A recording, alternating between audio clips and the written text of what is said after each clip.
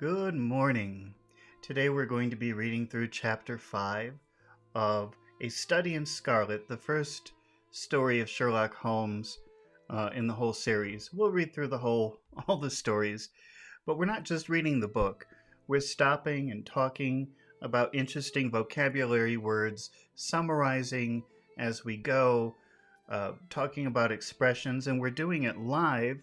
So if you're watching this with me right now, you can ask questions in the comments. I want you to ask questions in the comments. Explain this. Explain that. What does this mean? That's really the whole point of this video. So if you don't ask questions, I'll just stop sometimes and explain certain things that I think could be useful. So your questions are pretty important. Now, when the chapter finishes, we will be bringing in 2 volunteers, hopefully, on Discord to practice. And we'll practice some of the interesting vocabulary words that we learned. And the focus will be on pronunciation, intonation, accentuation, accent reduction. So if you want to improve your accent, you can stick around, or you should stick around, actually, not can, should. And if you want to join, if you want to be one of those volunteers, there's a link in the description to the Discord server where I picked the 2 volunteers. The rule is the first 2 people to volunteer once the video starts are the 2 people that I will use in the video. Okay, so let's get started with Chapter 5 of Sherlock Holmes.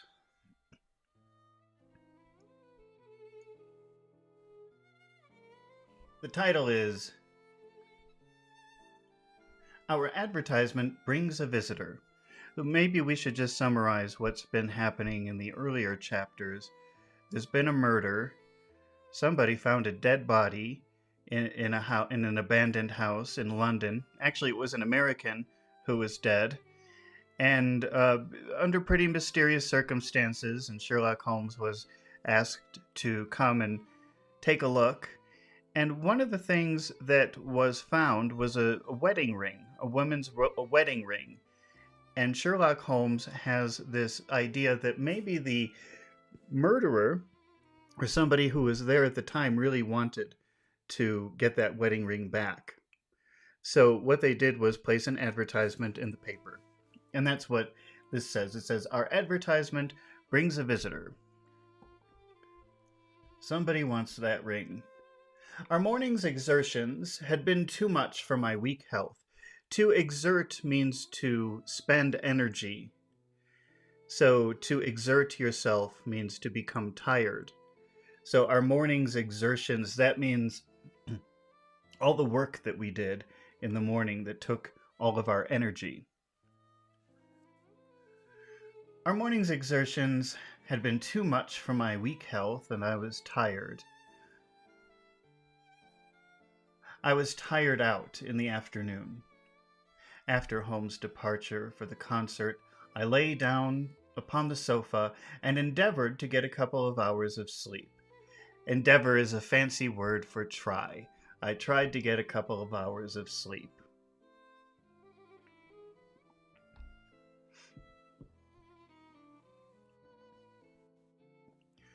It was a useless attempt. My mind had been too much excited by all that had occurred, and the strangest fancies and surmises crowded into it. A fancy, especially in the UK, could mean something like a dream or a funny thought or a strange thought, little weird thoughts in your head. And surmise means guess. So Watson is trying to go to sleep while Holmes is gone, but he can't, because all he can think about are all the weird things he saw today.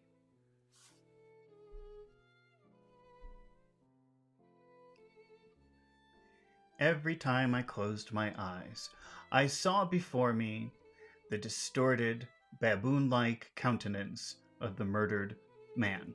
Countenance is your facial expression.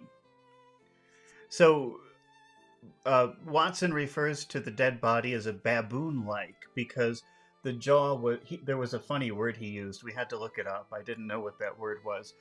But the jaw was sticking out for some reason like this, which made him look like a monkey or an ape or something. That's what Watson noticed when he first saw the dead body. But countenance means facial expression. What we can read from your face. Are you angry? Are you sad? Are you happy? So sinister was the impression which that face had produced upon me, that I found it difficult to feel anything but gratitude for him who had removed its owner from the world. If ever human features bespoke vice of the most malignant type, they were certainly those of Enoch J. Drebber of Cleveland.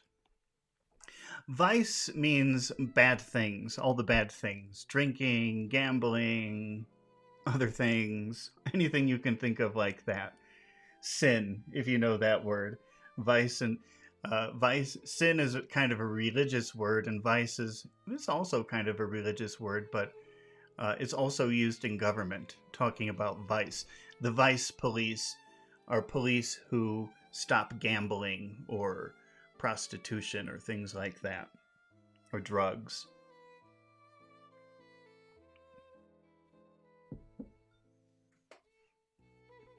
And he's saying that the face of this man, the dead body that they found, he looked like a very bad person, like he did bad things. That wasn't mentioned earlier, though, so I wonder if I'm misinterpreting this. Let's keep going and find out.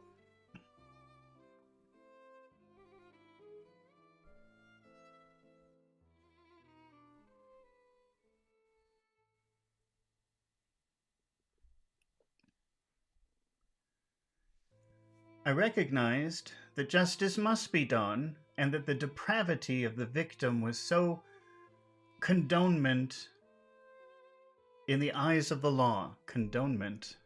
Oh, it was no condonement. Sorry. Let's read that again. I recognize that justice must be done, and that the depravity of the victim was no condonement in the eyes of the law. That's a weird sentence. Okay. Well, depravity is, to be depraved means to be looking for bad things. A depraved person enjoys really bad things. Maybe too much sex, too many drugs, weird sex. A depraved person is somebody who enjoys really weird, bad things. So the depravity of the victim was no condonement in the eyes of the law.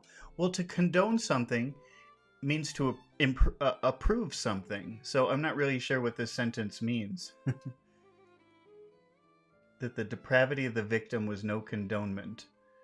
Maybe there's another way to use condonement. Let's check that word. Condone means to approve.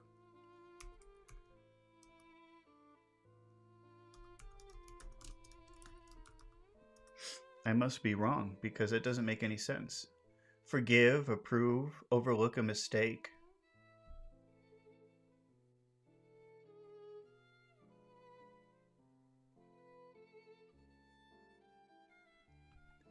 Okay, well, to me that sentence doesn't really make sense. But I'm right about the word.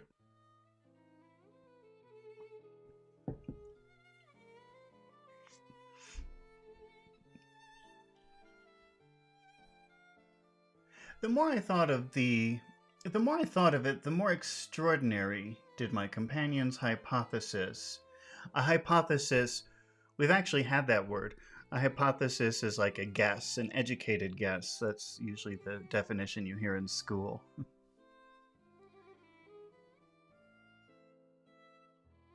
That the man had been poisoned appear. I remember how he had sniffed his lips.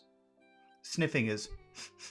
So when Sherlock was inspecting the body, he went towards the lips, and he sniffed his lips, and had no doubt that he had detected something which had given rise to the idea.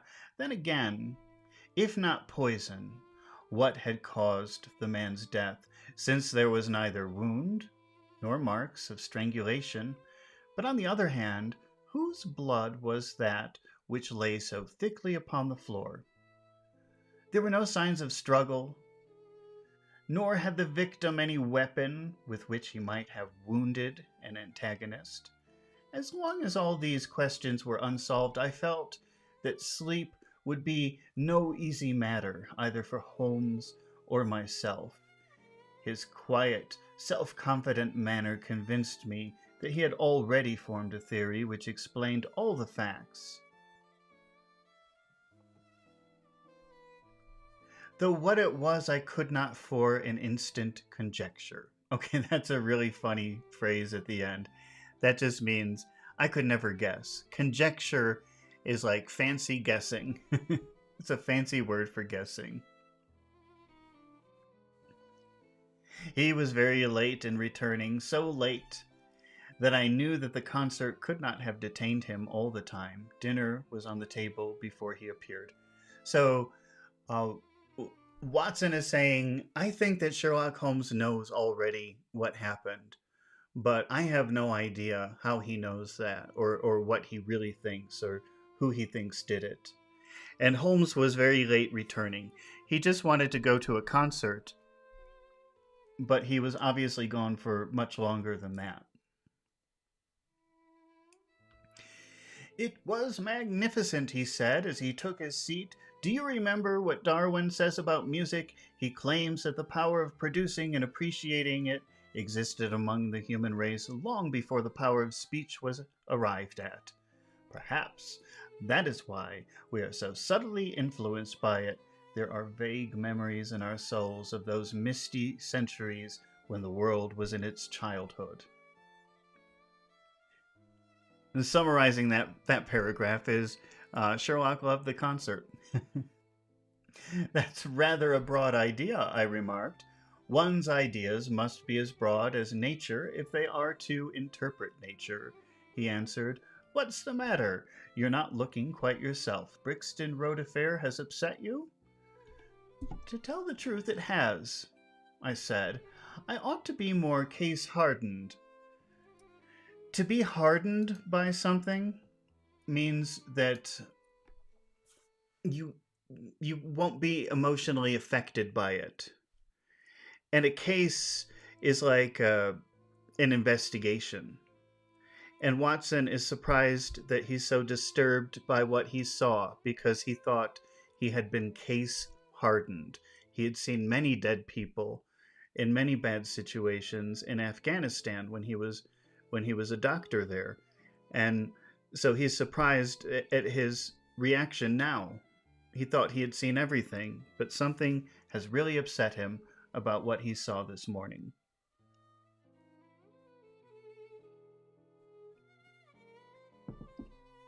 To tell the truth, I said, I ought to be more case-hardened after my Afghan experiences.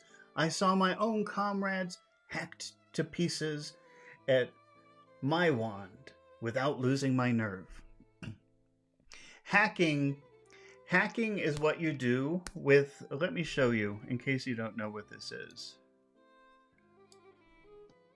It's a fairly simple word, probably something you'd learn when you're first learning English, but it has very little practical use, so probably you forget it.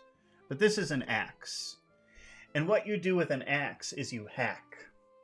So you hack at a tree, or you hack at whatever.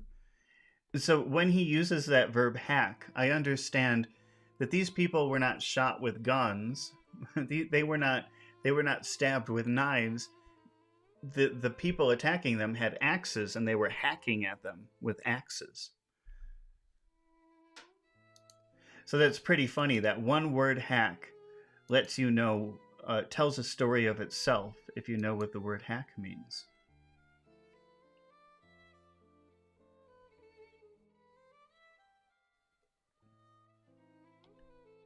We'll read that paragraph again. To tell the truth, it has, I said. I ought to be more case-hardened after my Afghan experiences. I saw my own comrades hacked to pieces at my wand without losing my nerve.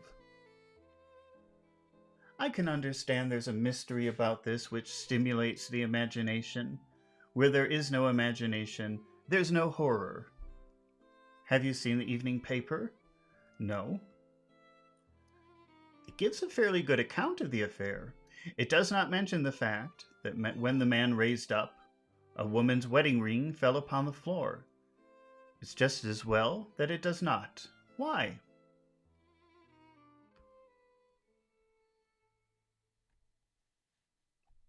Look at this advertisement, he answered. I had one sent to every paper this morning immediately after the affair. He threw the paper across to me, and I glanced at the place indicated. It was the first announcement in the found column. So, well, it's really funny because I don't think people really use newspapers anymore.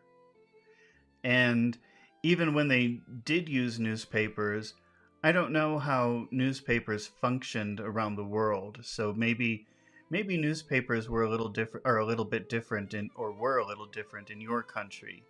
So, if you're in Egypt or India or Nepal, I'm sure, of course you have newspapers, but I don't know if they did the same thing. So, for example, I grew up in a very small town and we had a newspaper, and you could put little notifications. You could pay a little money and you could put a little notification in the back of the newspaper. So there might be many different things in the back. And one thing could be lost and found, so maybe you're walking along the street and you find something very valuable like a wedding ring, and you think, oh no, the person who lost this must be very upset. It's their wedding ring. So you would put a notification in the paper. Oh, I found somebody's wedding ring. Please, if it's yours, please contact me. So that's what they're doing here. That's exactly the thing. The newspaper has a found section, and Sherlock Holmes has placed an ad in the found section, and somebody has replied to it. Somebody contacted him and said, yes, I've lost a wedding ring.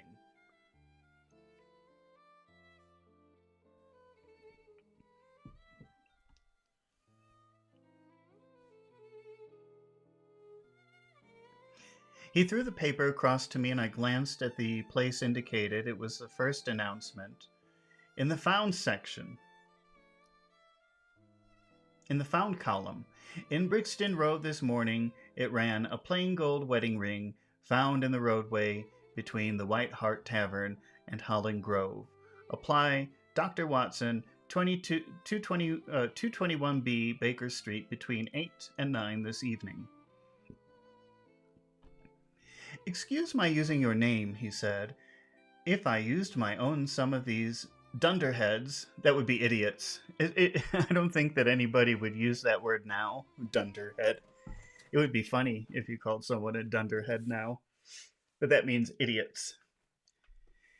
If I used my own, some of these dunderheads would recognize it. And I want to meddle and want to meddle in the affair. That's all right, I answered, but supposing anyone applies. I have no ring. Oh, yes, you have, he said, handing me one. This will do very well. It's almost a facsimile. A facsimile means a copy.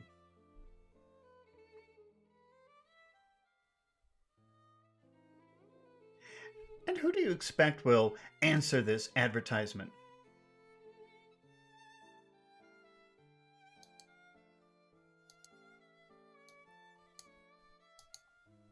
Just realized I forgot to turn up the volume of my microphone, so I'm just turning it up. Oh, Pachu's here. Hello, Pachu. How are you doing this morning? Pachu's volunteered. We can still have one more volunteer if anybody wants to.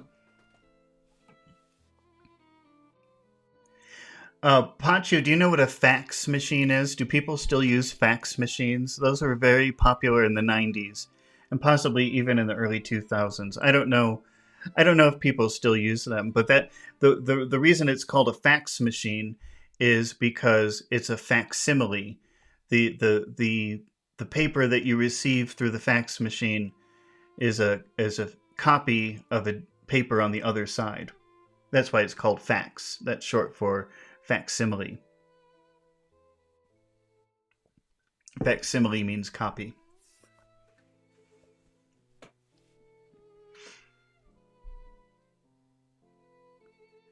And who do you expect will answer this advertisement?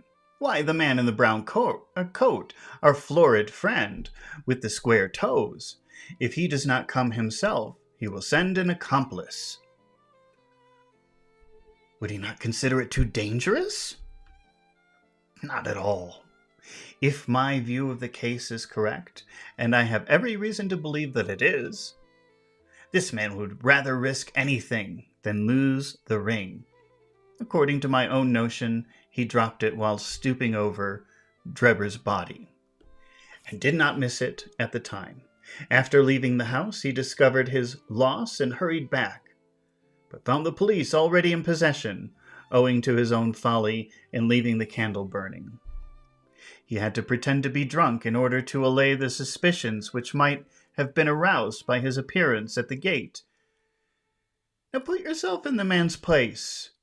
On thinking the matter over, it must have occurred to him that it was possible that he had lost the ring in the road after leaving the house. What would he do then? He would eagerly look out for the evening papers in the hope of seeing it among the articles found. His eye, of course, would light upon this. He would be overjoyed. Why should he fear a trap? There would be no reason in his eyes why the finding of the ring should be connected with the murder. He would come. He will come. You shall see him within an hour. And then? Oh, you can leave me to deal with him then. Have you any arms? That means he's not asking if Sherlock has arms. Arms can also mean guns. So he's saying, do you have protection? Do you have something to defend yourself? Do you have a gun? Have you any arms? I have my old service revolver and a few cartridges.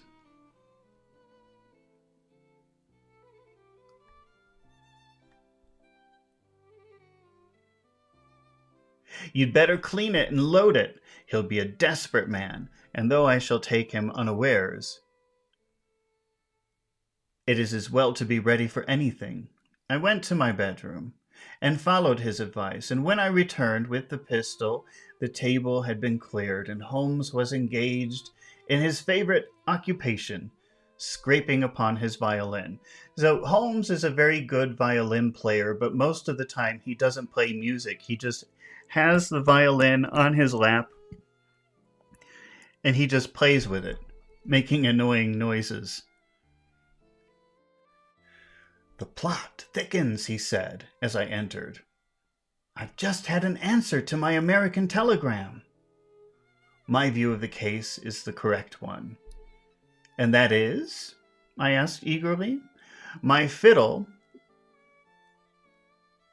would be better for new strings, he remarked. Put your pistol in your pocket. When the fellow comes, speak to him in an ordinary way.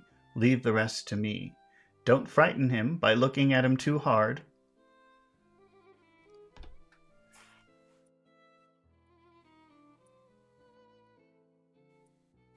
Yes, he will probably be here in a few minutes. Open the door slightly. That'll do. Now put the key on the inside. Thank you. This is a queer old book I picked up at a stall yesterday. De Jure Intelligentius, published in Latin at Liege, in the Lowlands, in 1642. Charles' head was still firm on his shoulders when the little brown-backed volume was struck off. Who's the printer? Philip de Croix, whoever he may have been. On the fly-leaf, in the very faded ink, is written Ex Libris Guglielmi White. I wonder who William White was. Some pragmatical 17th century lawyer, I suppose. His writing has a legal twist about it. Here comes our man, I think. As he spoke, there was a sharp ring at the bell. Sherlock Holmes rose softly and moved his chair in the direction of the door. We heard the servant pass along the hall and the sharp click of the latch as she opened it. "Does Dr. Watson live here?" asked a clear voice, rather harsh voice. We've had that word harsh many times. It's a good word to know. That means very intense, but always in a bad way. So if there's a harsh light, it's a very intense light in a bad way. Or a harsh heat is a very intense heat in a bad way. Harsh colors are very intense colors that you don't like for some reason. So a harsh voice is a very intense voice, but in a bad way, in maybe a scary way or in an uncomfortable way. We could not hear the servant's reply, but the door closed and someone began to ascend the stairs, and ascend means go up. The footfall was an uncertain and shuffling one. Shuffling, wait, if people don't lift their feet when they walk, if they walk like this, that's shuffling. I wonder if we can find a GIF of someone shuffling.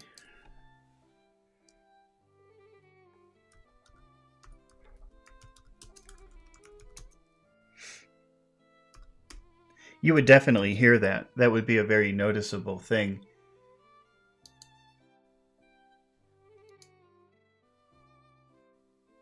Like this. Okay, I found a GIF.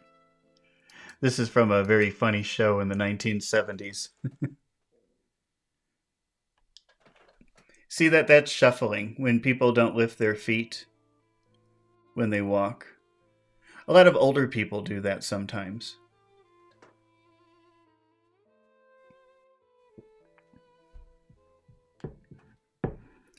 Pachu is asking about the word summons. I don't remember reading that word. Did we read that?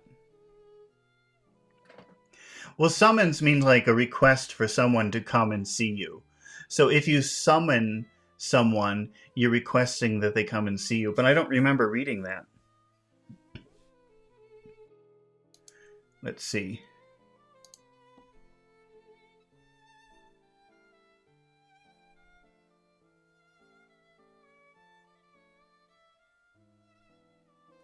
I've lost my place.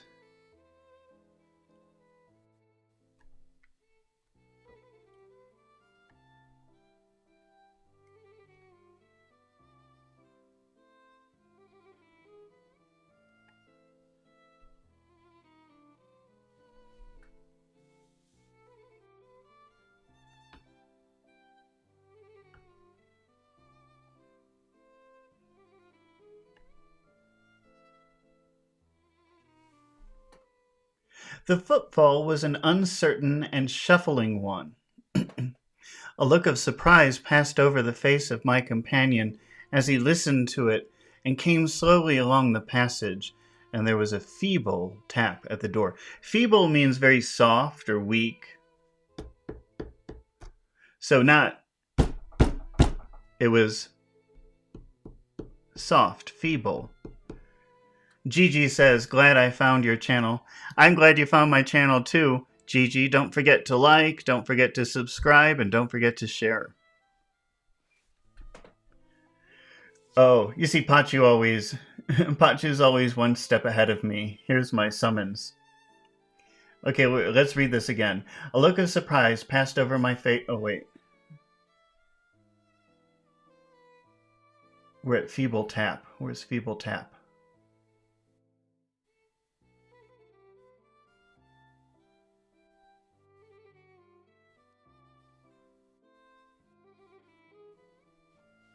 There was a feeble tap, so a weak, soft tap at the door. Come in, I cried. At my summons, so remember, summons is like requesting that someone come to you. So it's mostly used for the government when like a judge wants to talk to someone because of a problem. They'll send a summons, and it's an official paper saying the judge wants to see you. You have to go and see the judge. it's not an option to say no. And that's a summons. It's like a request for someone to come and see you. Here it's being used very casually, but a normal person would not talk like this ever.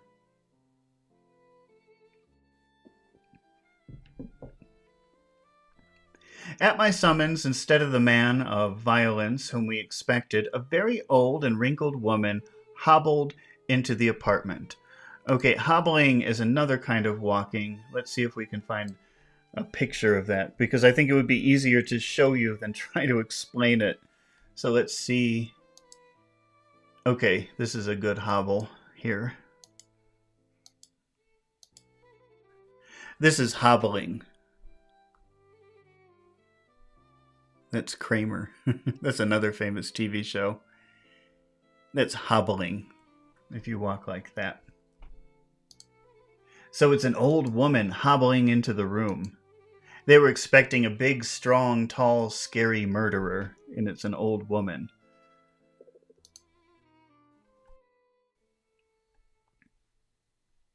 At my summons, at my request for her to come in towards me, instead of the man of violence whom we expected, a very old, wrinkled woman hobbled into the apartment. She appeared to be dazzled. Dazzled means like surprised, like, oh, wow, and by the sudden blaze of light. And after dropping a curtsy, that's how women would, it's kind of like a bow. It's a way of saying hello and showing respect. She stood blinking at us. And of course, blinking is this.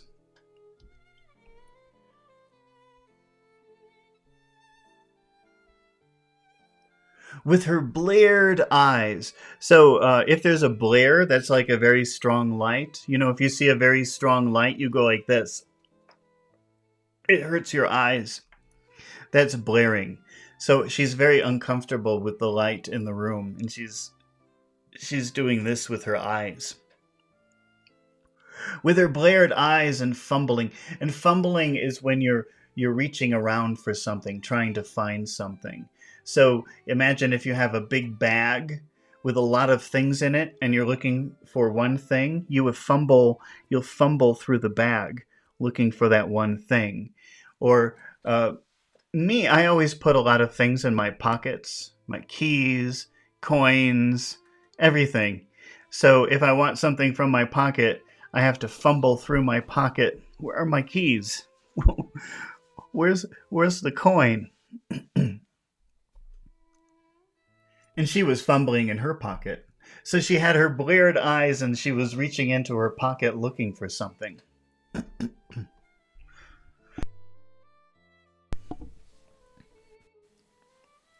I glanced at my companion and his face had assumed such a disconsolate expression that it was all I could do to keep my countenance. So again, the countenance is the facial expression that you have. And this is a very weird situation, this old woman coming to them. But, you know, of course, Dr. Watson doesn't want to look rude, so he tries to show a very neutral, kind face. That's his countenance. And he was saying it was very difficult to keep my countenance because it was so strange. The old crone, that's a rude word. That's a very rude way to refer to an old woman. The old crone drew out the evening paper and pointed at our advertisement. "It's this as has brought me, good gentlemen," she said, dropping another curtsy. "A gold wedding ring and Brixton Road. It belongs to my girl Sally.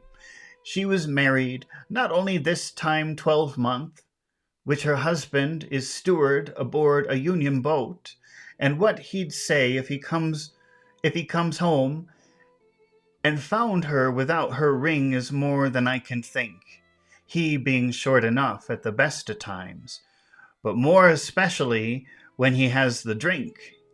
If it please you, she went to the circus last night along with..." Is that her ring?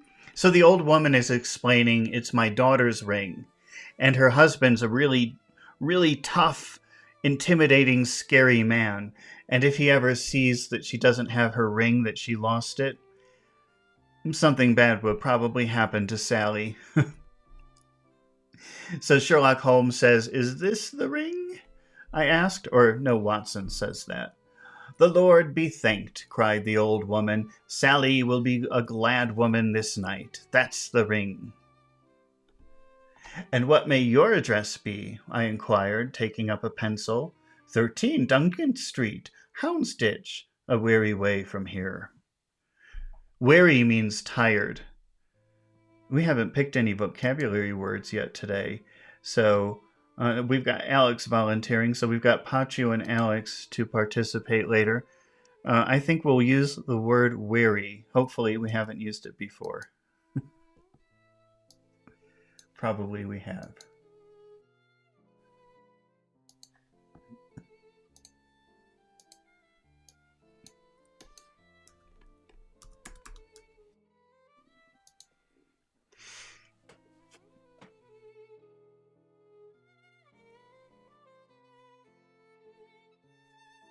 So she says it's a weary way from here. Weary means tired. That means if it's a weary way, that means it's a long way. It made her very tired to come all that way to get the ring. "The Brixton Road does not lie between any circus and Houndsditch," said Sherlock Holmes sharply. The old woman faced round and looked keenly at him. To look keenly at someone, that would mean so she was surprised by his comment, and then she looked at him, and she was looking at him very carefully, inspecting him.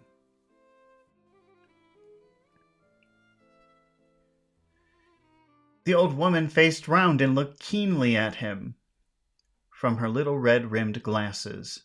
"The gentleman asked me for my address," she said. "Sally lives in lodgings at 3 Mayfield Place, Peckham." "And your name is?" "My name is Sawyer. Hers is Dennis, which Tom Dennis married her, and a smart, clean lad, too. As long as he's at sea, and no steward in the company more thought of. But when on shore, what with the women and with the liquor shops—" "Here's your ring, Mrs. Sawyer," I interrupted, in obedience to a sign from my companion. "It clearly belongs to your daughter, and I'm glad to be able to restore it to the rightful owner." With many mumbled blessings and protestations of gratitude, the old crone packed it away in her pocket and shuffled down the stairs. Sherlock Holmes sprang to his feet the moment that she was gone and rushed into his room. He returned in a few seconds, enveloped in an ulster and a cravat. A cravat is a tie. I don't know what an ulster is. Probably some type of clothing, maybe a hat. Let's ask ChatGPT. I'm going to say, what is ulster in the context of ulster and cravat?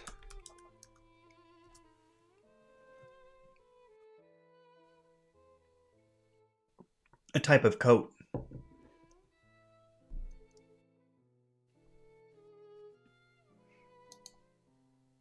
So as soon as the woman left, Sherlock Holmes put on his tie and put on a coat.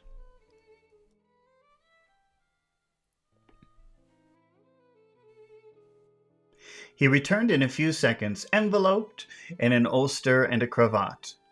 "I'll follow her," he said hurriedly. "She must be an accomplice, and will lead me to him. Wait up for me." The whole door had hardly slammed behind our visitor before Holmes had descended the stair. So we had ascend, which means go up, and now we have descend, which means go down. So you could say ascend the stairs, or you could say descend the stairs, but that would be a very strange thing to say, really, outside of a book like this. In regular conversational English, you either talk about going up the stairs or going down the stairs, and not ascend and descend like they're doing here. Anna says, yay, first time live. Thanks for joining, Anna. Be sure to ask questions if you have any questions while we're reading. Looking through the window, I could see her walking feebly. Remember, feeble means weak, along the other side, while her pursuer dogged her some little distance behind. So, we always use dogs to track people, to find people. So what do you think it means if Sherlock Holmes dogged the old woman? I mean, he was tracking her like a dog, following her like a dog. Either his whole theory is incorrect, I thought to myself, or else he will be led now to the heart of the mystery. There was no need for him to ask me to wait up for him, for I felt that sleep was impossible until I heard the result of the adventure. It was close upon 9 when he set out. I had no idea how long he might be, but I sat, stolidly puffing at my pipe and skipping over the pages of Henri Mouget's Vie de Bohème. What is this word, stolidly? I've never seen that word before.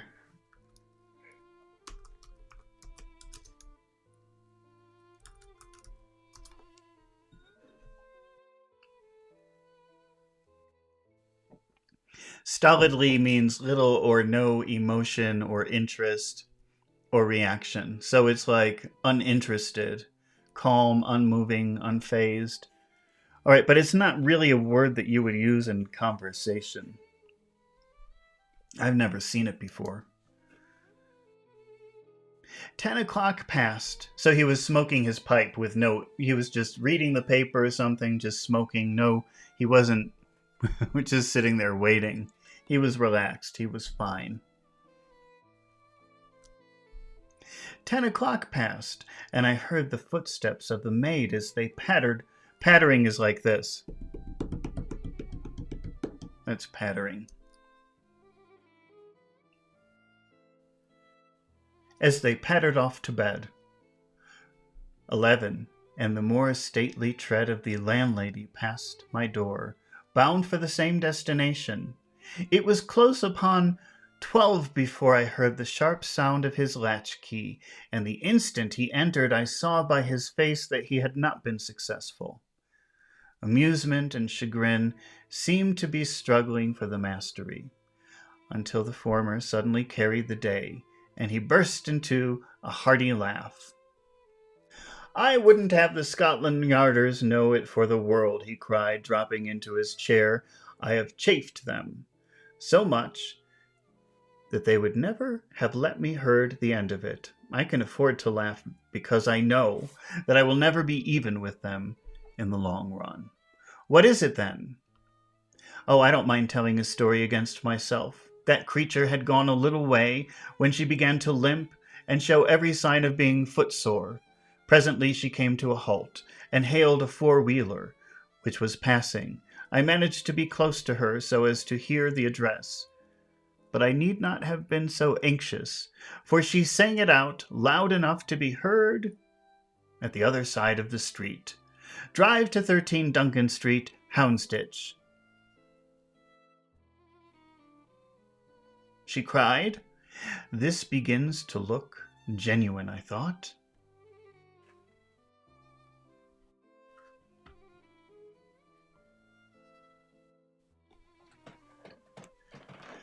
And having seen her safely inside, I perched myself behind. We've talked about the word perch before. I think that we talked about that doing 1984. I don't know why I remember that, but for some reason I do. Perch. Perch is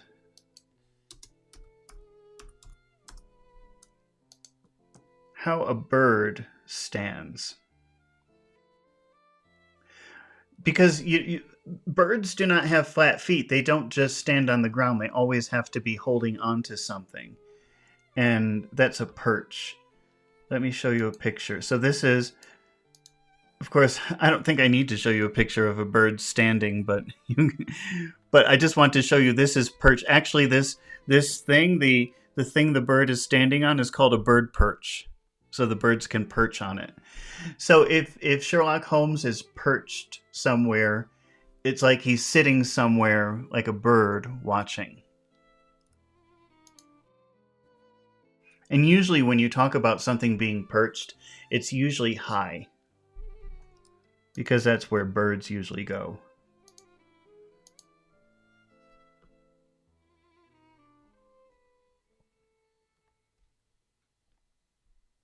I perched myself behind. That's an art which every detective should be an expert at. Well, away we rattled, and never drew rein until we reached the street. Oh, okay, so the old woman gets into a horse-drawn wagon, it seems, and because she's too tired to walk all the way. And so she takes this, she pays someone, and Sherlock Holmes, as the wagon is moving, he jumps onto the back. That's why he's using perch. He really is sitting like a bird.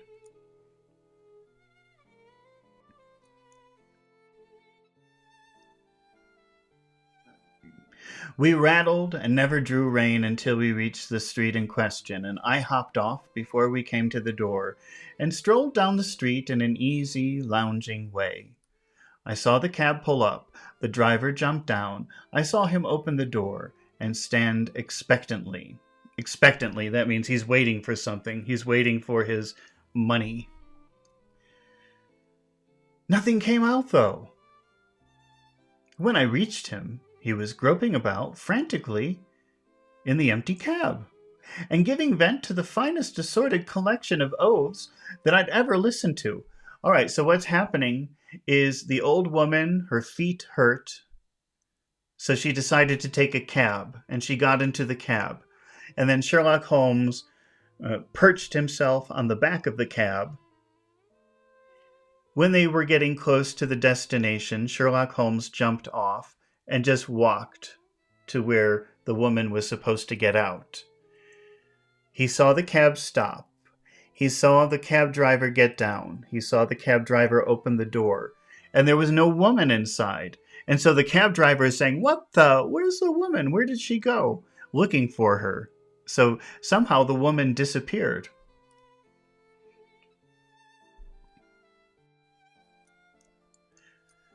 There was no sign or trace of his passenger. I fear it will be some time before he gets his fare. Fare means it's the money that you pay to travel. So there's airfare, which is money that you pay to buy a plane ticket.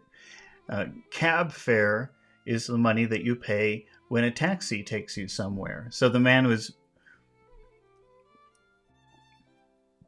Sherlock Holmes is saying, oh, unfortunately, I don't think he's ever going to get paid. He will never get his fare.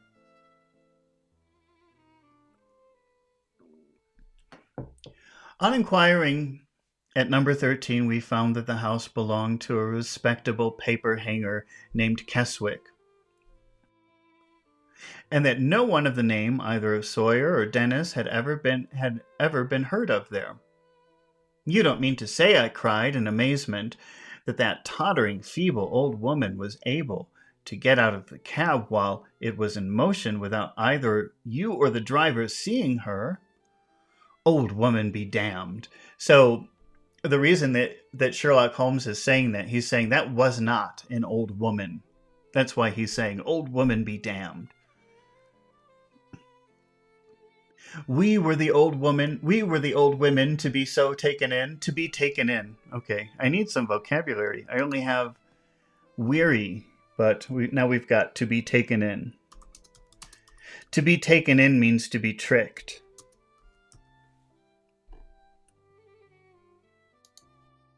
We were the old women to be taken in, to be so taken in. It must have been a young man, and an active one, too, besides being an incomparable actor. To get up. The get-up was inimitable. Can I even pronounce inimitable? Get-up means costume, so the get-up was inimitable. Let's check the meaning of inimitable. This is not a word that you should try using in your daily conversation. It's a pretty, it would make, I think, people uncomfortable, this kind of word. It's not a daily vocabulary word. Unique, exceptional, or distinctive. Inimitable. Oh, that makes sense. This is imitatable, but it's inimitable. He saw that he was followed, no doubt, and used this means of giving me the slip. To give someone the slip means to hide from them. If somebody is chasing you and you hide from them and they lose you, you gave them the slip. It shows that the man we're after is not as lonely as I imagined he was, but has friends who are ready to risk something for him. Now, doctor, you're looking done up. Take my advice and turn in. Oh, look at all these phrasal verbs. You're looking done up. I don't think that's something that you would use in modern English, and I've never used it, but I think it means you look tired. And then he says, take my advice and turn in. So one way that you could use turn in as a phrasal verb is to go to bed. Oh, it's late. I'm turning in. That's actually pretty common. Oh, maybe we'll practice using that. That's kind of unusual. I've never really seen people talking about that one before. That just means I'm going to bed. So, doctor, you're looking tired. Take my advice and go to bed. Doctor, you're looking done up. Take my advice and turn in. Same meaning. I was certainly feeling very weary, so I obeyed his injunction. I left home seated in front of the smoldering fire, and long into the watches of the night, I heard the low, melancholy wailings of the violin. Wailing is crying. Melancholy is sad. So Holmes was playing the violin, and he was playing very sad music that sounded like crying.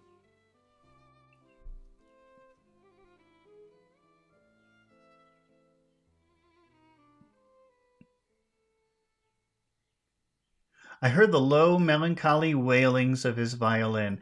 I knew that he was still pondering over the strange problem which he had set himself to unravel. So remember, if something is very complicated and it's all tied together, if you want to take it apart, it's going to be a very complicated process. That's unraveling. If you unravel a mystery, you're solving a mystery. He had a strange problem to unravel. Oh, that was the end of chapter 5. Okay. Well, we've got 3 vocabulary words. I'm surprised. Usually we can pick out quite a few more. All right. So we've got Alex and Pachu. Don't go away. We're not finished. We're just finished with the chapter. Now comes the fun part. We're going to practice these 3 vocabulary words that we have. Weary, to be taken in, and turn in, meaning to go to bed. And but we're really focusing on pronunciation and accent reduction through finding the rhythm of the sentence and finding the music of the sentence. This is really helpful for accent reduction. So if that's what you want to improve, then don't go away, because I'm going to put up the Be Right Back screen, and I'm going to, this just takes a few minutes. I'll put together some exercises, and then Pachu and Alex will join us, and we'll practice together. So we'll have real people trying to improve their accents, and we'll all do it together. So don't go away. Stay here, and I'll be right back.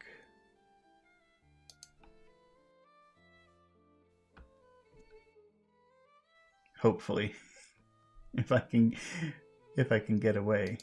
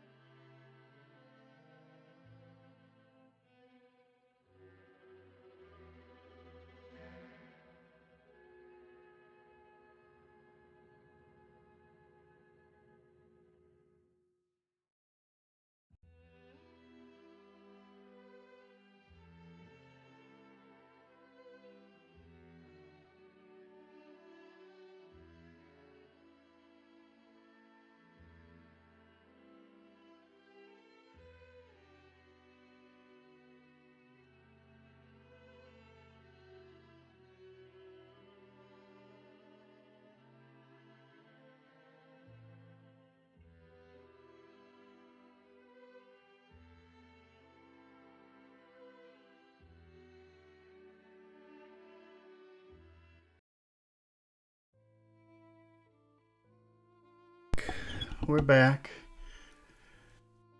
Let's just get rid of the music. Thank you for waiting.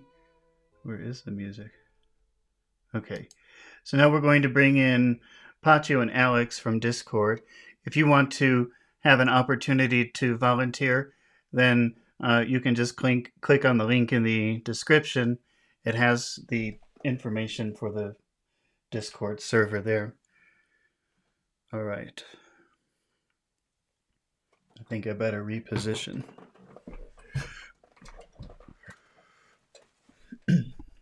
So I hope everything works today.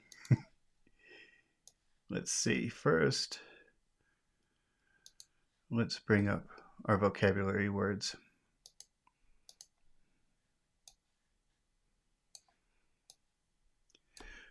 Oh, I see Alex is here, but Pachu's not here. Huh. Hello, can you hear me? Uh-oh. Alex, are you there? Yeah. Okay, good, I can hear you. I don't know, Pachu was here earlier, but now he's disappeared. Maybe there's an internet issue. Okay. Could be, yeah. How are you doing today? I'm good. I'm doing good. Yourself good? That's good. All right. Have we done, Alex, do you remember, have we done the word weary before? Something tells me we probably have. I I think as remember, no. Oh, really? Okay, good. I thought, Um, oh, maybe we did it. Okay. Have you seen, do you know that as word? far Are you familiar with that as, word? far as I remember, no.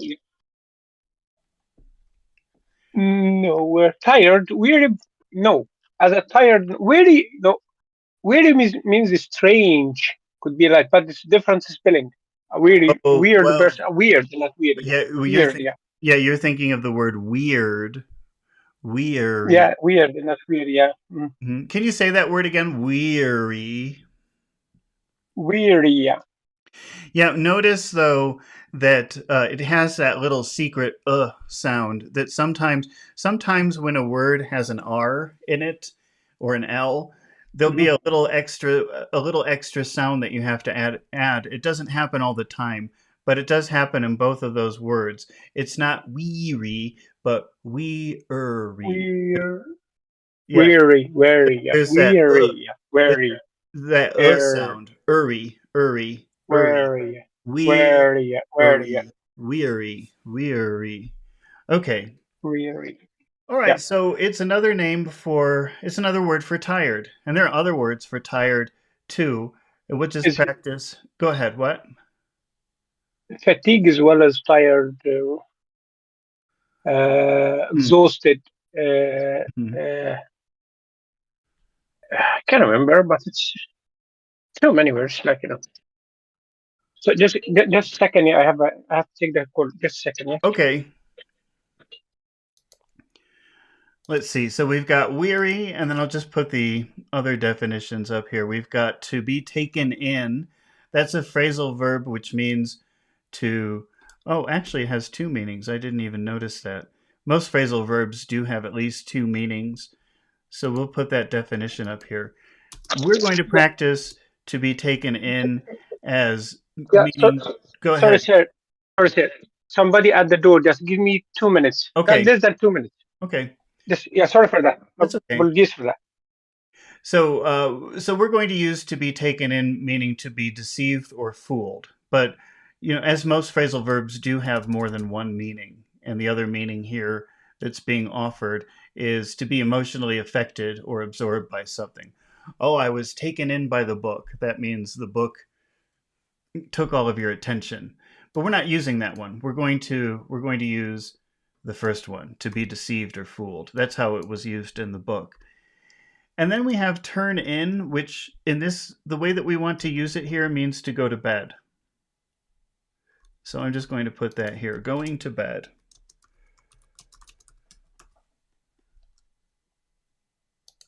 Let's see, I forgot to.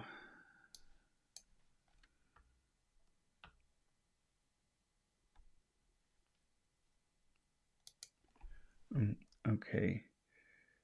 I'm just going to add something here.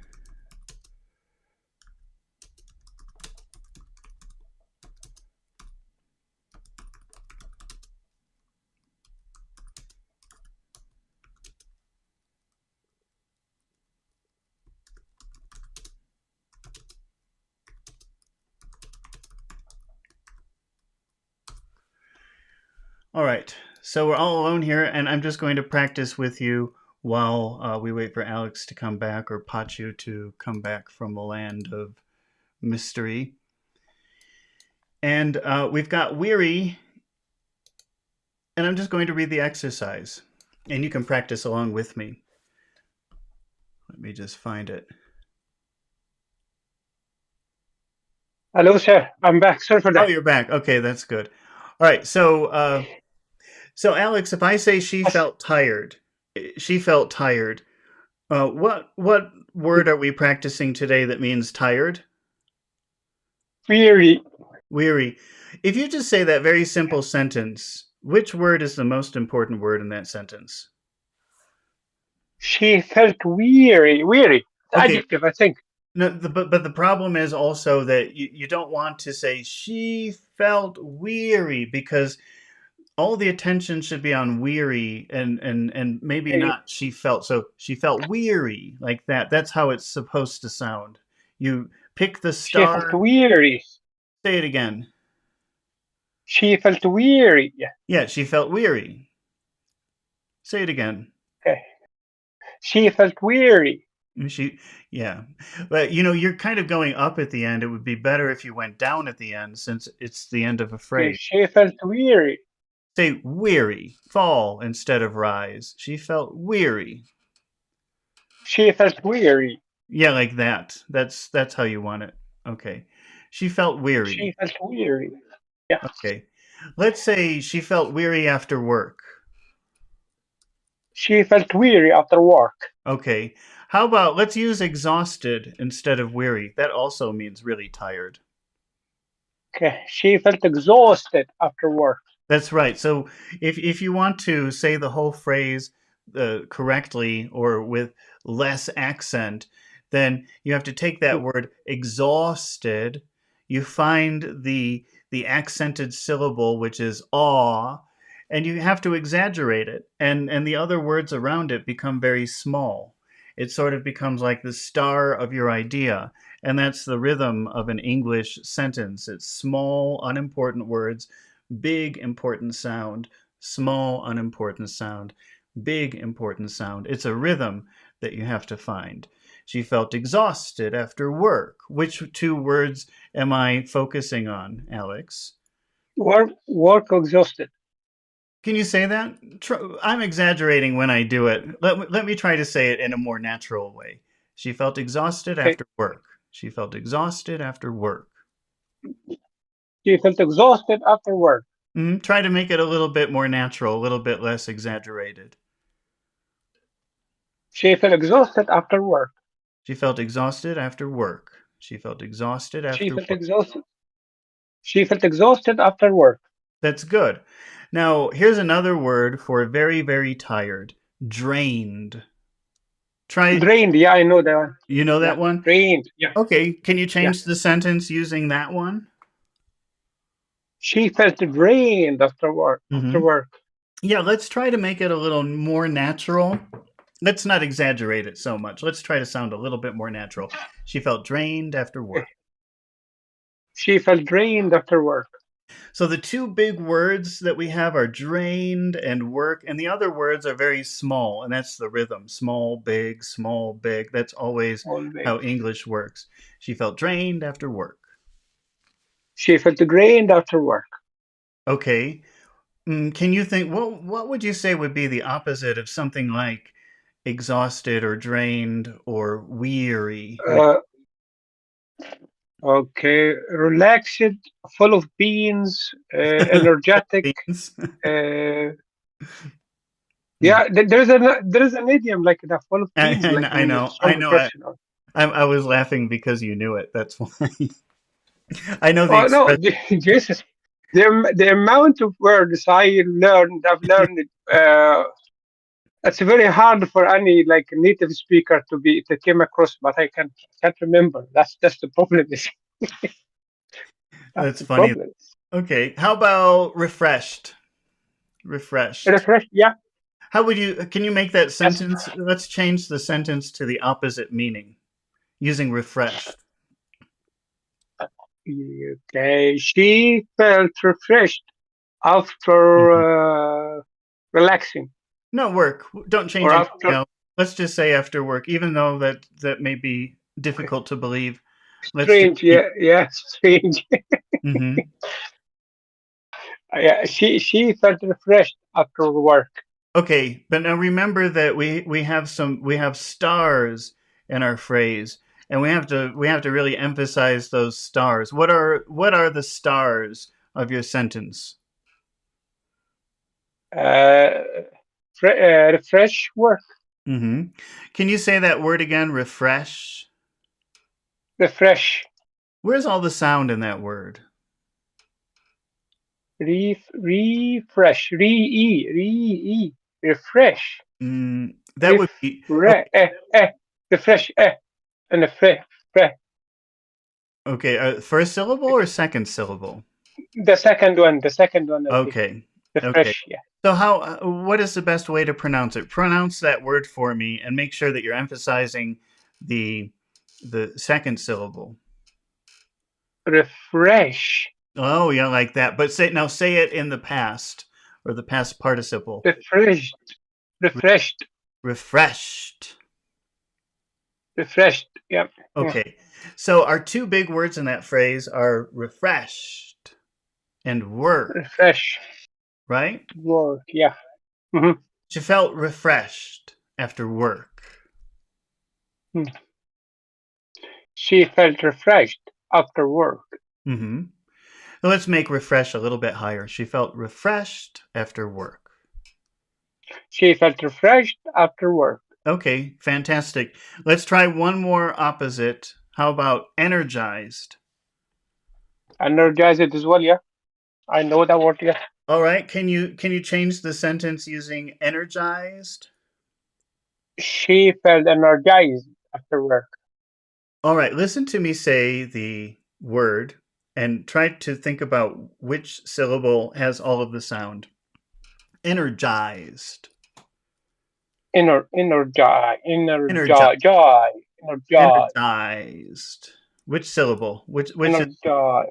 Which is the big syllable? The second, Energized. The second one. Third. The Energized. third one. Yeah, yeah. Energized. The third one. Yeah. Jized. And can you say the word? Say the word again, and this time make sure that you're saying jized to make it really big and long. She felt energized. Wait. Energized. Energized. Energized. Maybe it's Energized. Now I'm thinking energy. It is. I think jized is a secondary stress, but is really the big sound here. Okay. Energized. Okay. Energized. This is the first syllable. Sorry, I got It's tricked. okay. No, no, yeah, you're right. That's so energized. She felt energized. She felt energized. Put all the She felt energized. put Okay. all the attention on the first syllable. She felt energized. Energized. Yes. Okay. She felt energized. That's what we're always doing. You've got to find that rhythm of small. She felt, that's very small. She felt energized after work. She felt energized after work. Make sure you're putting all the emphasis on energized. Eh, eh. She felt energized after work. Yeah, I wouldn't. I'm sorry, that was my fault. I don't know. I was thinking, don't No, no, no, not at all. emphasize. Not at all. It's just Not at all. All right. Okay, let's move on to our next word, which is a phrasal verb, which means to be tricked or fooled. And that is to be taken in. Have you ever seen that before, Alex? To be taken in. Yes.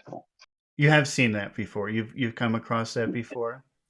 Taken in or and taken back as well. When you take him back, yeah, that's the Oh, taken in and taken. take back could mean to return something, but I don't know what else. I don't know what that has to do with I being was tricked. I was taken back with by his act or something like that. I can't remember. Oh, Am I okay, right or okay. wrong? I know But what. taken back. Okay, I know what you mean. I'm just going to write two things because you're confusing two different words. Okay. So on the screen, let me just refocus this. On the screen, I'm putting two phrasal verbs. One is take back. That means you gave something and then now you're taking it from the person. All right, this is very literal. And then you have taken aback. Taken aback. Yeah. And so that's when something happens and you're very surprised or shocked, and you move backwards like this. That's That's what I meant. and That's what I meant. Taken aback. Yeah, that's a different word. Taken aback is, oh my God. It's when you move backwards, you're so shocked. Yeah, it's a little bit different. Okay. So to be taken in. Go ahead. Sorry, sir.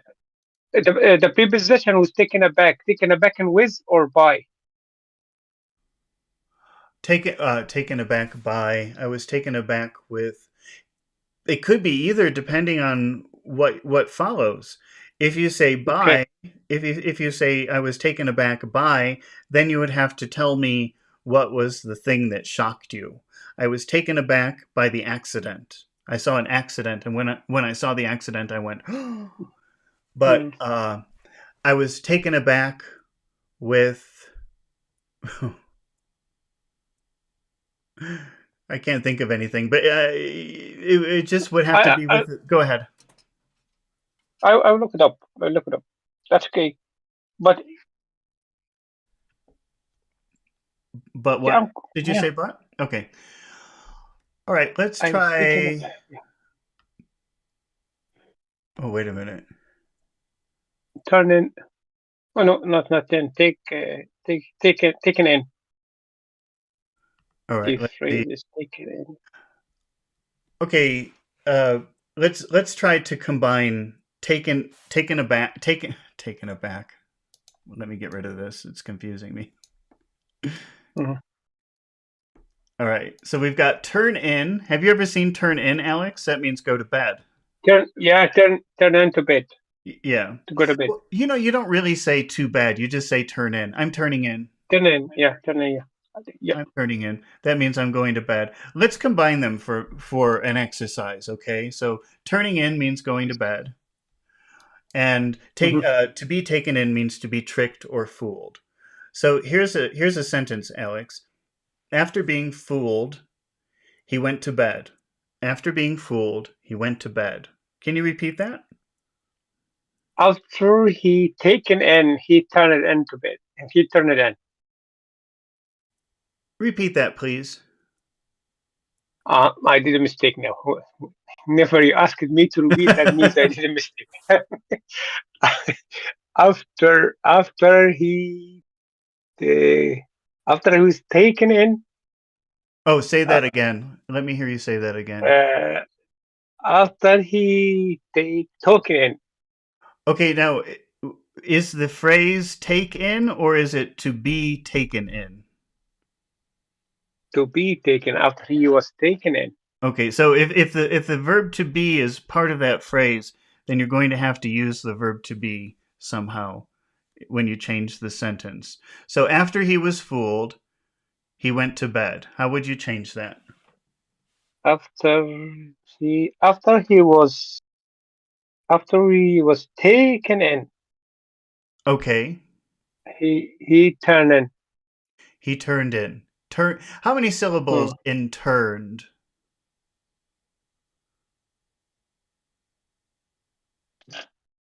Sorry, I didn't get what you mean with that. How many syllables in there? Yes, how many syllables in turned? 2. No, there should only be one. That but ed. when Go ahead. But we add. I mean when you add ed. When you add ed, the only time it becomes a separate syllable is it. If what? Yeah. If what? When it pronounced it. Yes, when the word will finish with a T or a D, or the yeah. then you Yeah, have yeah. to make an extra syllable. But if it ends with anything else, it's not an extra sound. It's either a T sound or a D Yeah. sound at the end of the word. So, how will you pronounce turn in the past? Turn it in. Turned, turned, And turned, and yeah, in is sound. Turn it. Yeah, turned. Okay. turn it. Turn it. Yeah. All right. So our sentence is after being fooled, he went to bed. After being fooled, he went to bed. After, after being fooled, He after turned. being fooled, He, he went to bed. okay. Okay, after after yes, so he has taken. Okay, After being I'm not. fooled, after being fooled, After, he went to bed. How will you change that using taken in and after turn in? being after was he was I'll help you a little after bit. being after being taken in, Ah. Uh-huh. he turned in. He turned it in. He turned in. He turned in. Hmm. After being fooled, he went to bed. Say it again with the phrasal verbs. After being taken in, Hmm. he turned it in. After being taken in, he turned in. I'm confused. Why are you I cannot confused?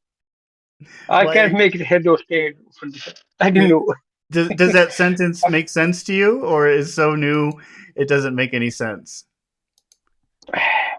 Sometimes sometimes my head gone blank, if you get me, Hmm. Was a very little mistakes, things like that.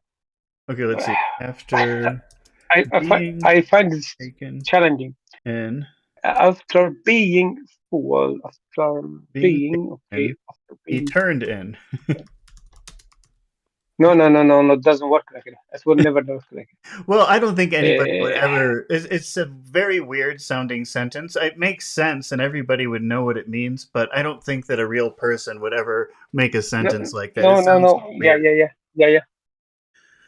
But it's good practice. Uh, What are the stars of this phrase? What are the stars of the sentence? Which words would you like to emphasize? Which words are important?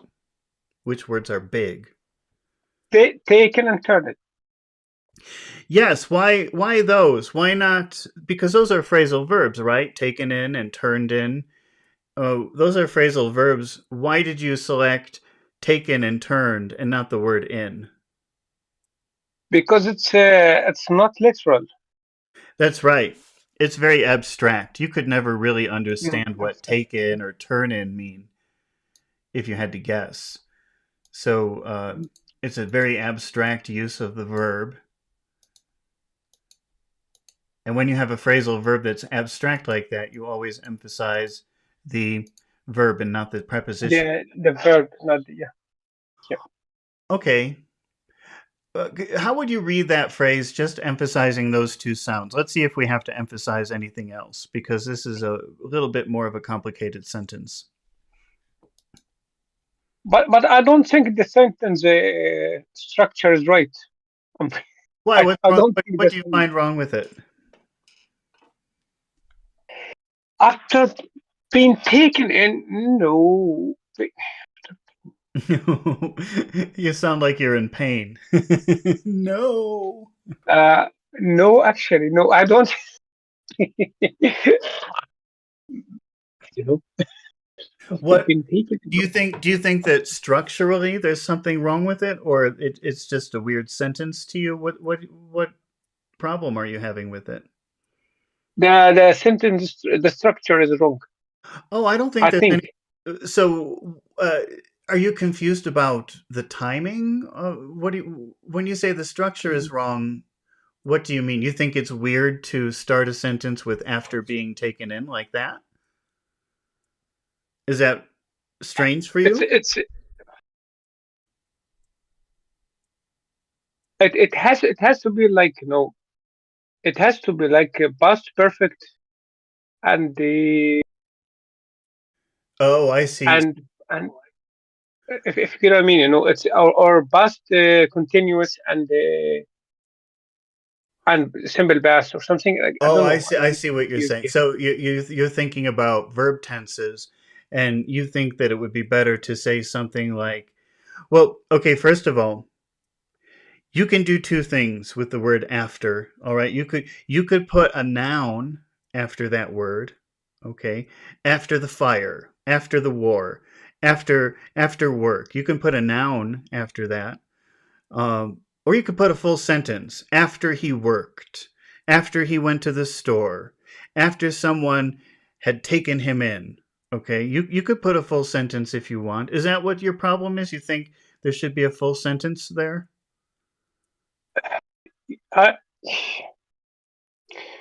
yeah, I don't know. The structure is quite. I'm not very familiar with that structure after being taken in. I don't know. Is that right? Is it right?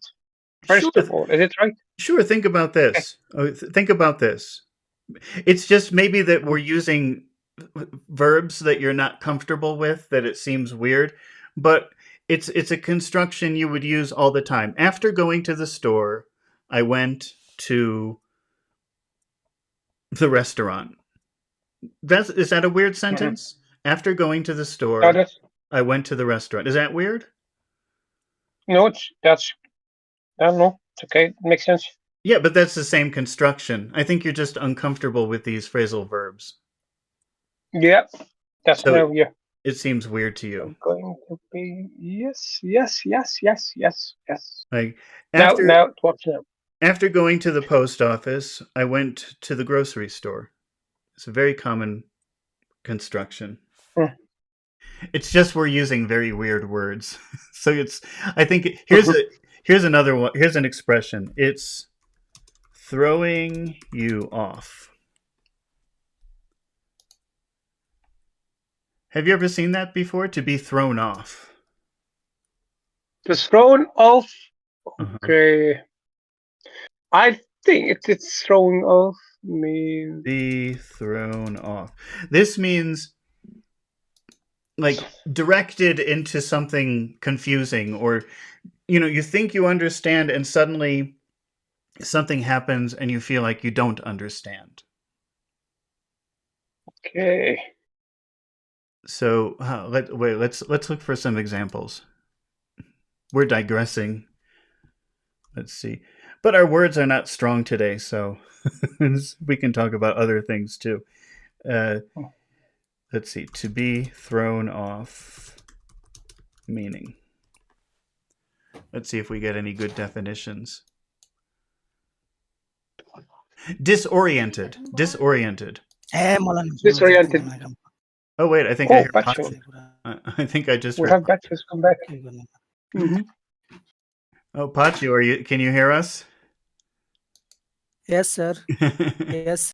you back? Yeah, am I'm sorry That's because okay.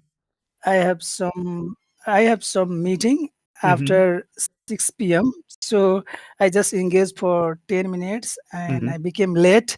So Uh-huh. sorry for that Oh, that's okay. because I did not That's answer okay. We that. thought Yes. maybe there was an internet problem or something like that, but you had a meeting. Yeah, we have meeting for after 6 p.m. Hmm. Uh, because when the class starts, I am on the duty, so just I scroll my on mobile and Oh, see your my video. oh, And really? when yes, and I think 1.5 hour when the video starts, Hmm. and I am on duty Oh, I one see. and a half. Yeah, and then I rush after that because I have to come at home, open my laptop, Yeah. and do all the things and become ready for the class. Yeah. You're a busy guy. Yes, yes, because yeah, on the duty there are a lot of issues there, so I have to Hmm. solve because I am the head of department, so I have Hmm. to solve. Yes. Okay. Well, so uh, Alex, I was saying I think that the weird phrasal verbs or the new phrasal verbs are throwing you off, meaning disorienting you, making you confused. Do you agree? 100% What? positive. What did you say? Positive, yeah, 100%, yeah. Oh, okay. All right. Well, anyway, so let's do our final. Let's see. What is our final exercise here? So we have after being taken in. Oh, Pachu, have you seen that word before? Taken in, which means deceived or tricked. Taken in. Yes, I have seen, but Hmm. is meaning is deceive. So, well, you have to be careful with phrasal verbs. Phrasal verbs can have 2 or 3 different meanings, sometimes more. Mhm. So this is one meaning of taken in. It could mean other things too. Okay, okay, sir. So Yes, yes, one meaning is to be tricked or to be deceived, but it could mean other things too. And how about yes. turn Okay, sir. in? Turn in, Pachu. Have you seen that What before? was it? Yes, because turn has also a lot of preposition in on. So yes, I have seen, but the meaning is not clear. Yeah, Okay, actually. well, of course, turn in could mean many different things, but here it means going to bed. Okay, going to bed. Like, oh, it's late. Okay. I'm turning in. That's a very common way to say I'm going to bed. Yes. Okay, sir.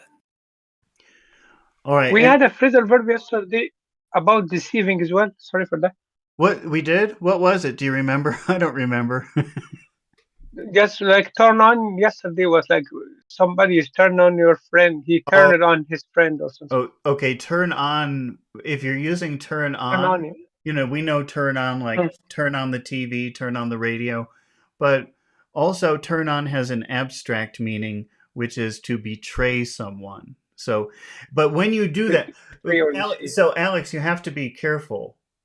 And this is why Mhm. emphasis is so important because if you emphasize on, you're doing a literal phrasal verb.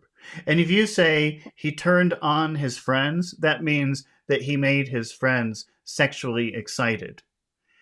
And Oh yeah, yeah. That's so you have to emphasize the word turn to use the abstract meaning, which is betray. He turned on his friends. that's why I try to avoid that using this phrasal verb all the time.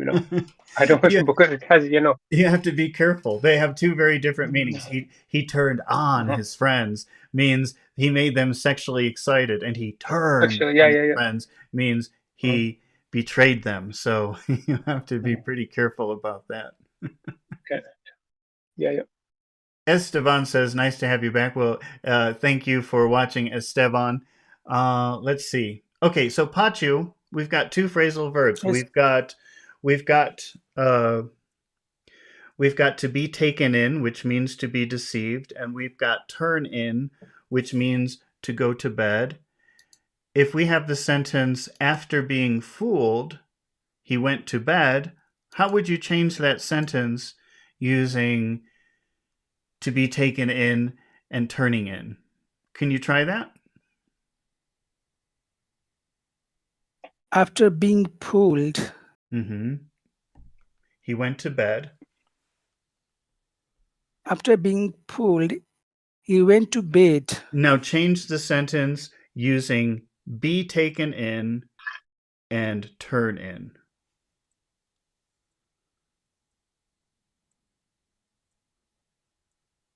So, So after being so fooled, mm-hmm. okay, okay, okay. I got it. Yes. So okay, I got it. After being taken in, he went to bed. Okay, that's right. After being taken in, after being fooled.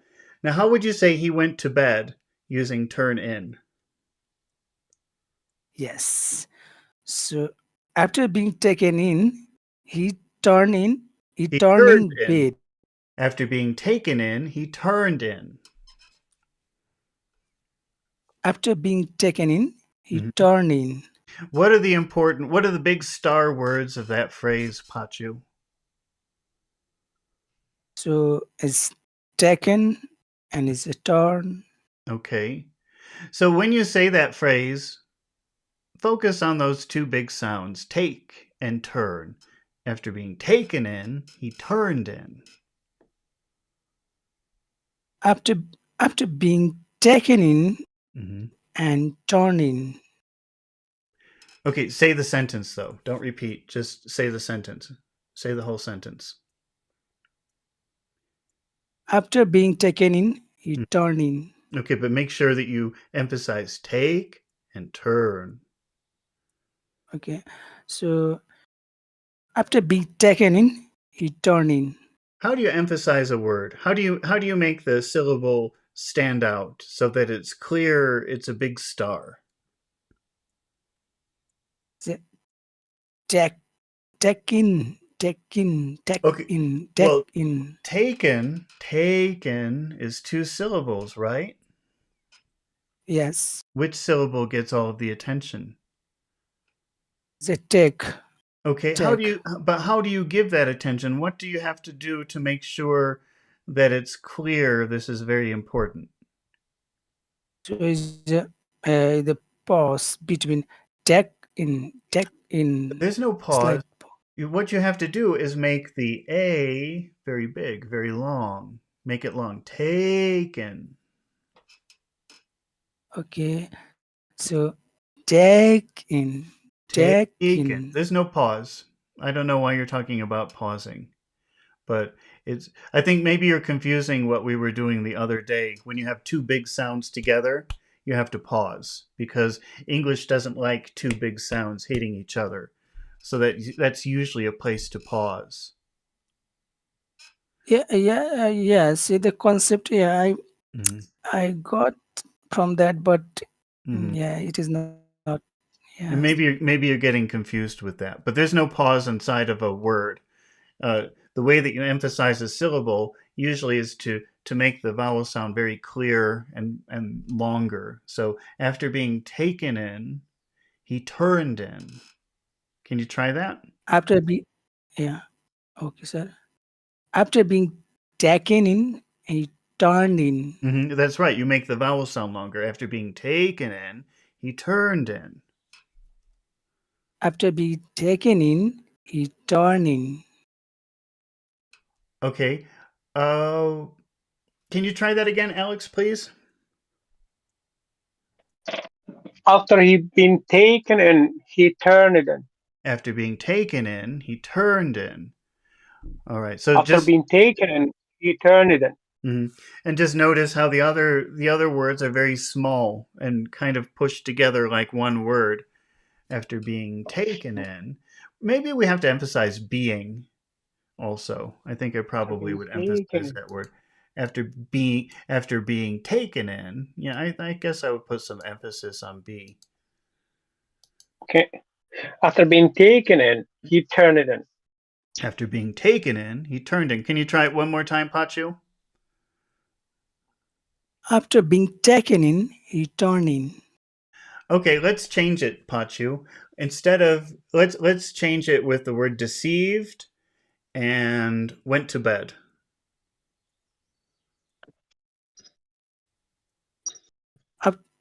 After being deceived, Mm-hmm. he went to bed. Say it again.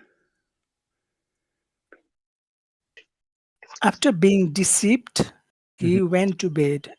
Which in the word deceive, which syllable has all of the sound?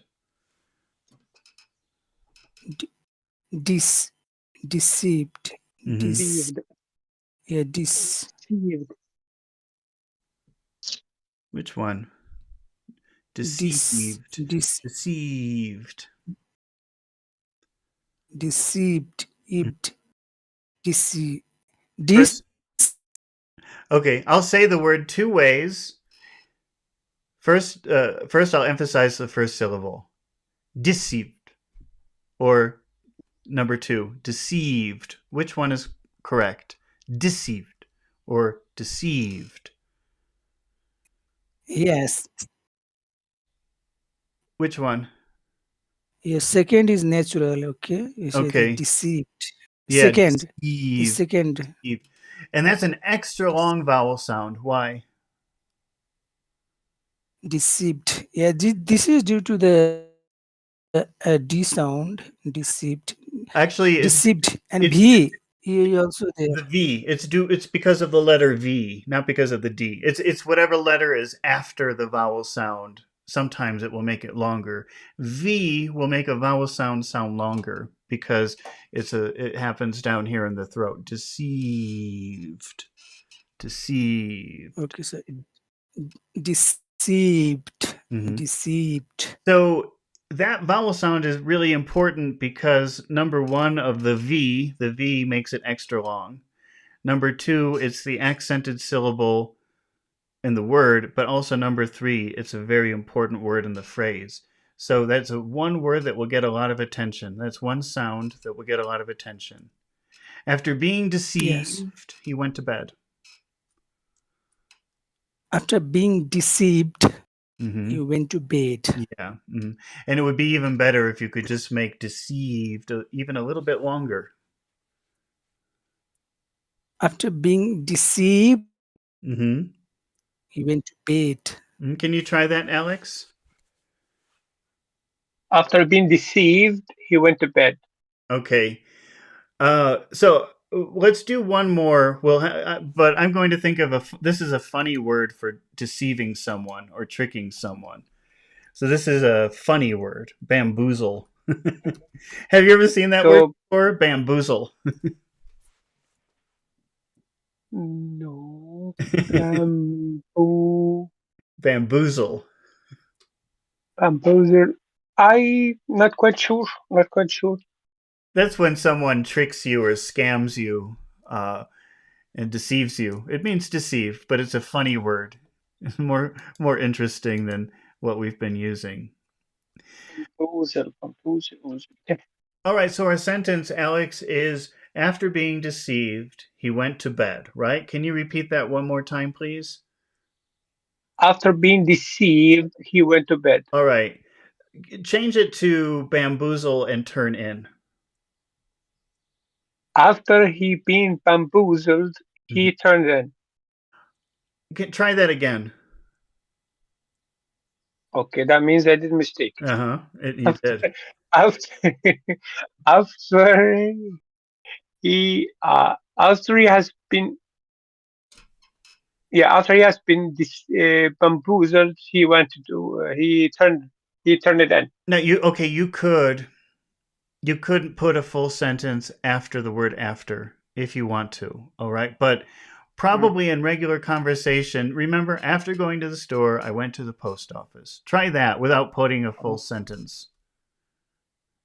After going to store, I went to post office. Right. Try that. Try that pattern.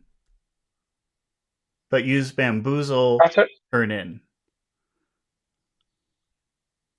after he was bamboozled, Okay, why he but there's no subject. Like after going to the store, there's no subject.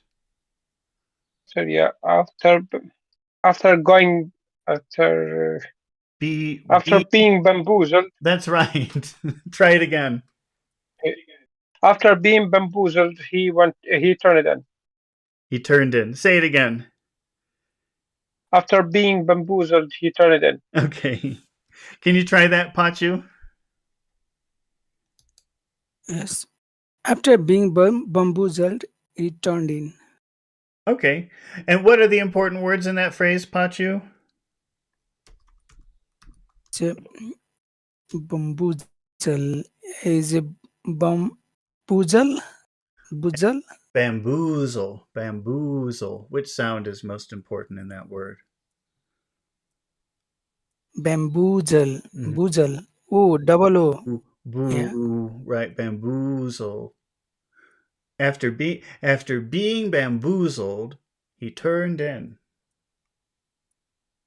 After being bamboozled, he turned in. Mm-hmm. Okay. Now, Esteban asked about the word confound. So we're finished. So we're finished with our vocabulary words. But Esteban has asked about the word confound. And that word usually means to confuse or surprise someone. Well, since we only did 3 words, why don't we add confound to our list today? That's a pretty good word. Have you seen that word before? Confound? Pachu, Alex? Just would you please write it down? Yes. I've just put it up on the screen. Confound. To show up. It has another meaning. It could mean to.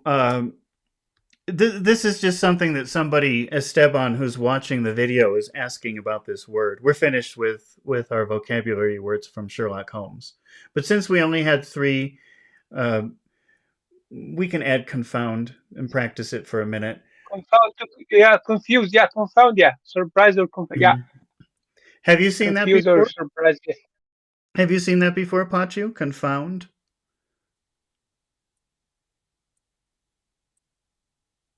Pachu? Yes, sir. Have you seen that word before? I do not know the meaning of the word. Okay. I have seen, but Mm-hmm. I do not know. Okay. Well, it means to confuse or to surprise someone. That's all. It's just another word for confuse or surprise. So, Yes. what, Pachu, if I say the results confused the scientists, could you say that sentence? Okay. The result confounded. Mm-hmm. Yeah, the scientist confounded the result. You're right. I was going to ask you to change it, and you're right. The results confounded the scientists. It means confused. Say it again. Scientist confounded The results. the result. The result confounded the scientist. That's right. Say it again. But make sure that you're saying results in the plural. Okay, sir. The results confounded the scientist. Now, what is the most important word? What is the most interesting, important word in that phrase?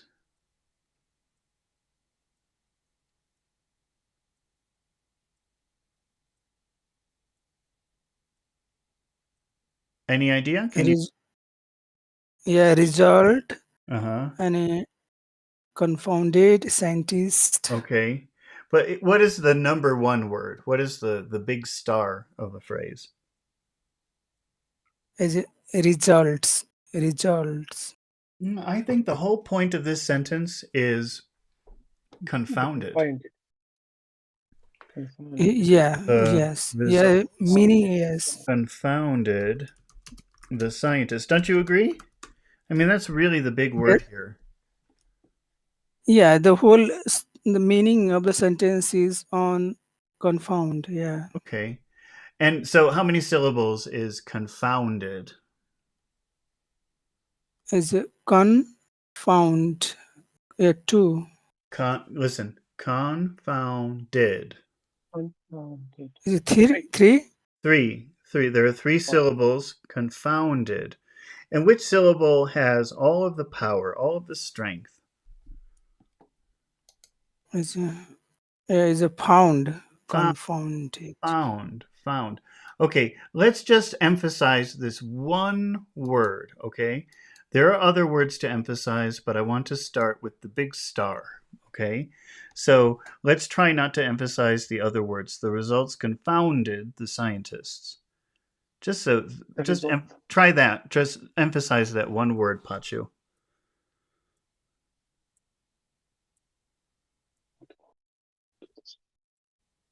Can you try? The results confounded the scientists. The results confounded the scientist. Okay. And can you try that, Alex? Just try to emphasize that one word. The result confounded the scientist. Okay. Are you saying the plural results, or are you saying it in a singular way? The results. Okay. Say the sentence again. The results confounded the scientist. Foul. Ow. Look at all the lips. You have to move your lips a lot. Ow. Okay. Foul. Say it again. Foul. Say the whole sentence. Rounded, yeah. The results confounded the scientist. The results confounded the scientist. What are the other important words, Alex, in that phrase? Scientist results confounded the scientist. So we've got results. That's 2 syllables. Which syllable has all of the strength in that word? Result. Results. The second one. Second one. Results. And how about scientist? Yeah. Scientist. Which? Scientist. Okay. Scientist. Sigh. So the rhythm of this phrase is like this: big, small, big, small, big, small. The results confounded the scientists.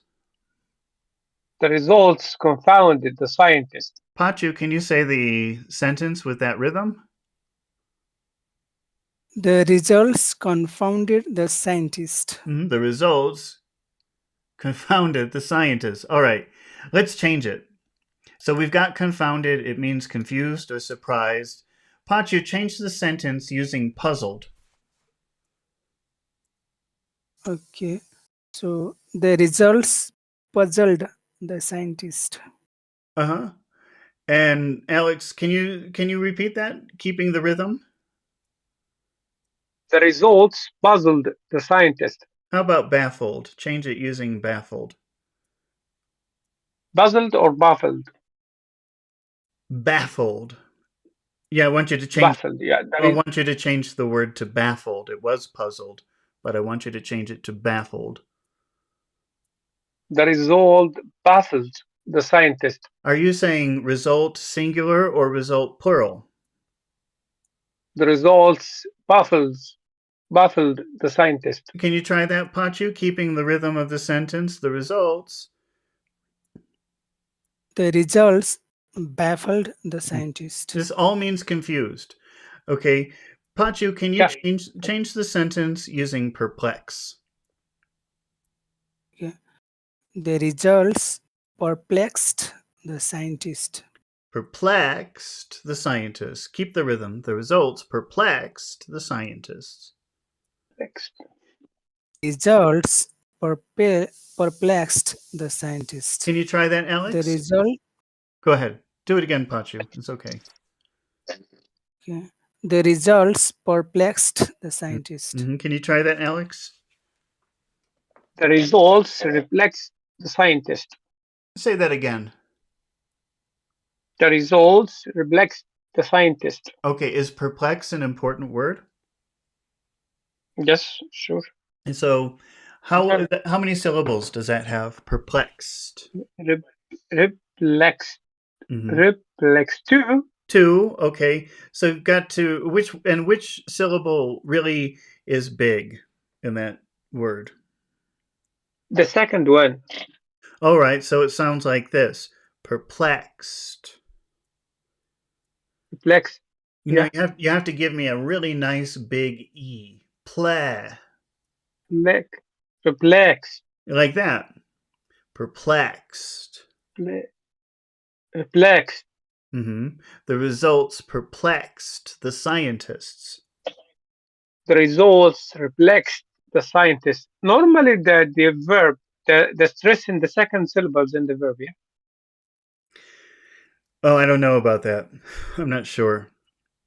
It's in the noun and in the adjective, the first syllables, and the verb, second syllables, or vice versa. I don't know. Is that something that you read, or is that an observation of yours?